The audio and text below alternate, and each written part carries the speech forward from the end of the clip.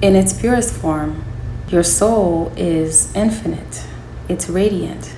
It is formless. Your soul understands that it is a fractal of source consciousness, fully aware of its divine identity. There is no fear, there's no doubt, there's no lack, there's no confusion.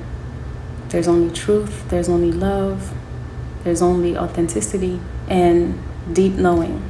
The soul operates in its multidimensional awareness, meaning that it sees between time, space, and dimensions, and it can experience everything all at once. The soul has no ego, no sense of separation, no wounds, just in perfect divine order. Coming into the earthly realm, the soul chooses to go through the veil of forgetfulness and completely forget everything that it is, to come here and play this game of remembering, putting the pieces back together again, to remember what it is, who it is, and how to operate in its full authenticity, in its full power. This is so fun for the souls, but we end up giving our power away, the very thing that makes us authentic. Is our power, is your light. And we continuously give that away to people, to things, to institutions, society. We give that power away, and that makes it difficult for us to remember the mission, to remember who we are. So I want to remind you today of who you are and how powerful you are, and how to stop giving away your power and how to reclaim the power that you have already given away. One of the biggest ways that we give our power away to other people is looking for external validation. Even if you don't think that you look for external validation, I'm going to ask you a question to help you understand if you're doing this or not. If there was no one else on the planet and it was just you, what are the things that you have now that you consider to be valuable, that you think that you own because it makes you happy, that you would no longer care about? If you desire a big home, a mansion, or let's say you have that already, would you still care to have a big mansion if it's just you in it? Would you still care to drive the car that you want or that you have if there was no one else here to see it? Now, if you can honestly say yes, I would gladly be happy in my big mansion or my luxury car, even if there was no one else on the planet, that would make me happy, then okay, that's just something that you desire, and that's okay. But a lot of us, the things that we have, the things that we desire are mostly to impress other people.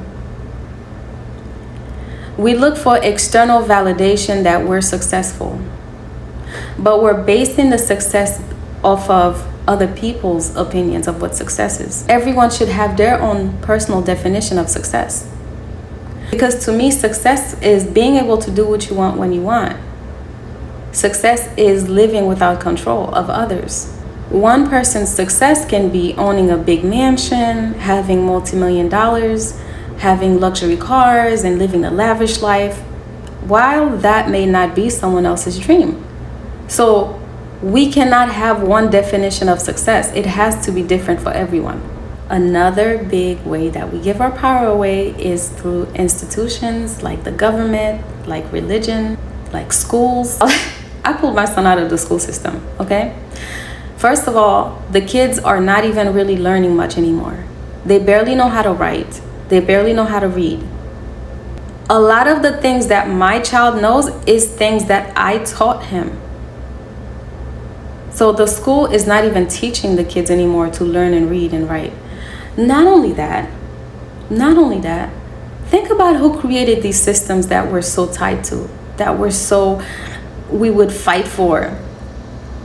Who created religion? Who created Christianity? Who wrote the New Testament? Have you done the research to see who that author is?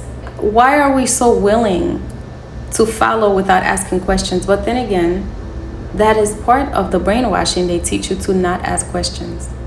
Even when the truth is in front of you, a lot of people will still fight for what they already convinced themselves is the truth. There's a whole museum in Europe that has different gadgets, different weapons that they used on people when they were going around forcing people to become Christians. You are fighting for something that your ancestors were beaten into, that your ancestors died for, but they didn't have a choice. And now today you fight for it. People try to tell you that, hey, this is not the path. This is actually brainwashing. They're teaching you to fear something. Anything that teaches you to look for an answer outside of yourself, to look for an external savior, is a clear indication that that thing is trying to steal your power. Because whatever you need to know, you already have within you. Anything that steers you away from your own power, from being your own guidance, from being the master of your own destiny, is working against you, is trying to steal your power. Another big way that we give our power away is through media consumption. The news is not meant to really alert you for the sake of your safety. It's meant to put you in fear. If you need to know something, you'll know what you need to know. The message will reach you. I don't need to know what's happening if it's not affecting me. What's the point of me knowing certain information that's gonna make me feel sad if it doesn't affect me or I can't do anything about it? There's no point of me knowing. I trust that what I need to know, I will know when I need to know it. There's a lot happening in the world that we're not hearing about. There's a lot of amazing things that the news is not reporting. Why should I only focus on the negative things that they're sharing to put me in a fearful state? When we don't know who we are, when we've been told maybe as children over and over again that you're not good at certain things, kids should be seen, not heard, things like that, that shuts down your power, that teaches you that you are nobody and you should look for other people's validation to make sure that you're good enough. Those things block you from living in your power.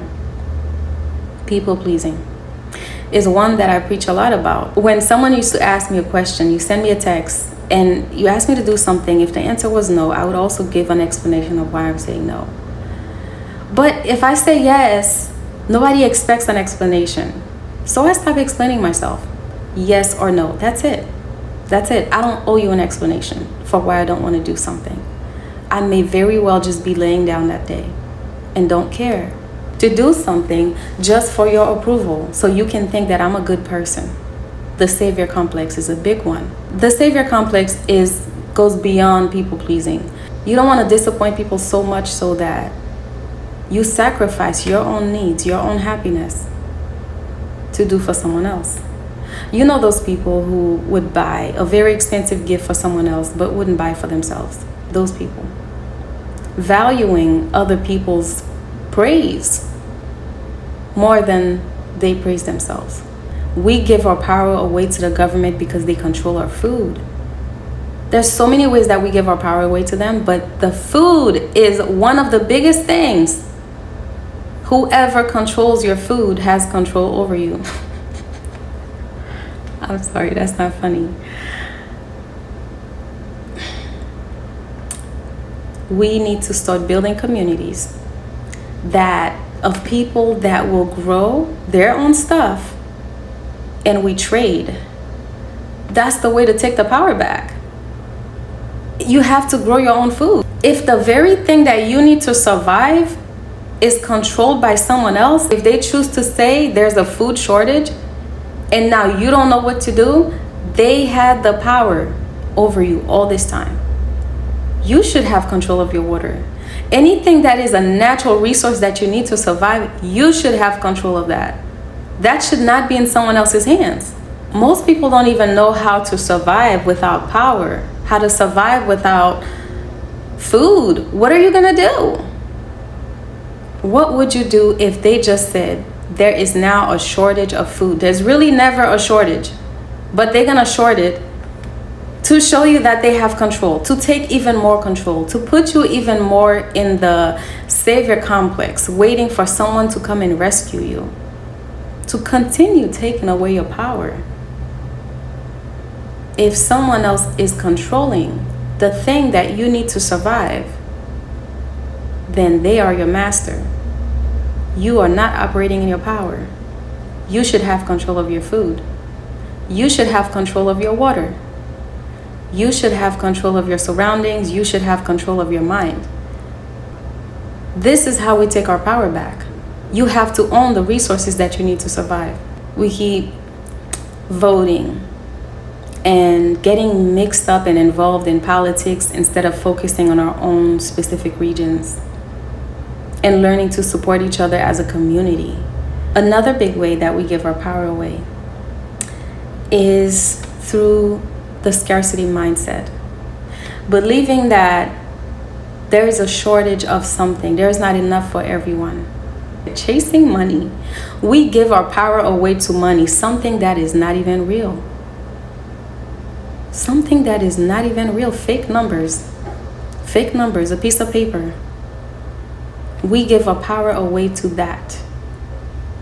Because the ones that are controlling the game taught you that in order for you to survive in the game, you must rely on us.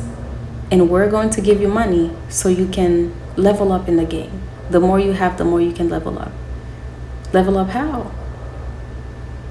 Level up how? By buying more things that you are now attached to. Attaching yourself to money, attaching yourself to material things, you're giving your power away. So remember that example that I talked about before. If there was no one left on the planet, would you still care about money? You own everything. You have everything. There's nothing to want. Everything is at your reach. What do you need money for? That's how the rich lives. They own everything, so they don't actually need money. We're the ones being manipulated with money and chasing it and thinking that we need it. Until you own your own resources, you're gonna feel the need to chase money. It is the biggest illusion. I'm not trying to put you in a negative state with money, okay? Because money is also the way that you'll provide more resources for yourself. So it's okay to be rich. It's okay to want to be rich. Don't equate your happiness with how much money you have, because it shouldn't matter. When you're ready for the next level, when you're ready to truly ascend to the 5D, one way that the universe is going to test you is to put you in the midst of chaos. And your job is to remain calm. You have to be super calm and ignore any and every chaos that's happening externally. Internally, you have to be at complete peace. No one should be able to affect that peace. Letting people control our emotions is one big way that we give our power away. Someone is having a bad day and you are having a great day, and you encounter this person and they said something off the wall to you, and all of a sudden your energy shifted. Now you're feeling what they're feeling because their energy was more dominant than yours. Their anger was more dominant than your peace. That driver who just cut you off should not be able to affect how you feel about the rest of your day. We have to stop giving our power away so easily, so easily. Your power is not yours to give. I want you to imagine your power as this ball that God just handed to you. And you have to protect it at all costs. You cannot give it away. It's no longer allowed. It is not yours to give. So you must set boundaries. You must stop falling for the program. You must stop being a non-playing character and wake up to the game. So how do you discover the power within and continuously operating your power? There's no way around it. There's no ifs and buts around it. You have to do the shadow work. That is the only way to truly discover your power within and let go of the limiting beliefs, let go of the things that's causing you to people please, and heal your traumas so you can operate as your full, authentically embodied, sovereign self. I created 2 shadow work books. One for the divine goddess, called Goddess Awakened, to help you work through your shadow, and one for the masculine called Rise of the Divine Masculine. You know if you've done shadow work. So if you don't even know what shadow work is, then you haven't started it, you haven't done it. And even if you do know what shadow work is, most likely you still have way more work to do if you're not in the place that you want to be, emotionally, mentally, physically, spiritually. In the book, you're going to find journal prompts to help you discover the shadow. I have different spiritual practices like burn letters inside the book to help you release things energetically. So we don't want to just work on the mindset or work on the body. We want to work on things holistically. So in both the books, you're going to find that you're getting pretty much a 3-month coaching experience with me inside of this workbook. So I'm really excited for you guys to go through the book and start working through your shadow. It's available now on Amazon. You can click the link in the bio to get your book today.